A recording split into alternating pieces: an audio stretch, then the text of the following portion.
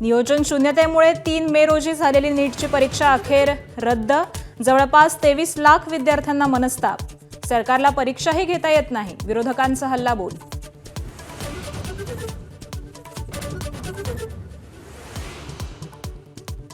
नीटच्या पेपरफुटीचे धागेदोरे अनेक राज्यांपर्यंत. नाशिकमध्ये पहिला पेपर फुटल्याची धक्कादायक माहिती.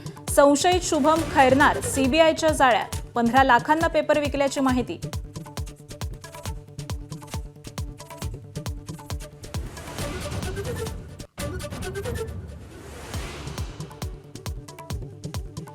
भेटीमागे कोणताही राजकीय हेतू नाही, केवळ शरद पवारांच्या तब्येतीची विचारपूस.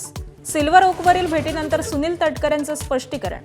तर सुनेत्रा पवारांच्या नेतृत्वातच काम करत राहण्याचंही वक्तव्य.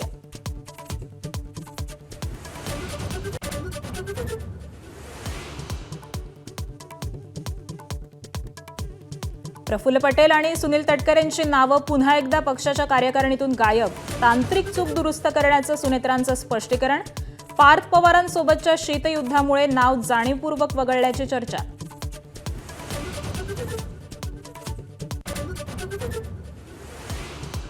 पंतप्रधान मोदींचं आवाहन म्हणजे इंधन दरवाढीची पूर्वतयारी. राज ठाकरेंचा हल्लाबोल. तर राष्ट्रहिताच्या मुद्द्यावरती चर्चेसाठी सर्वपक्षीय बैठक बोलवावी, शरद पवारांचा सल्ला.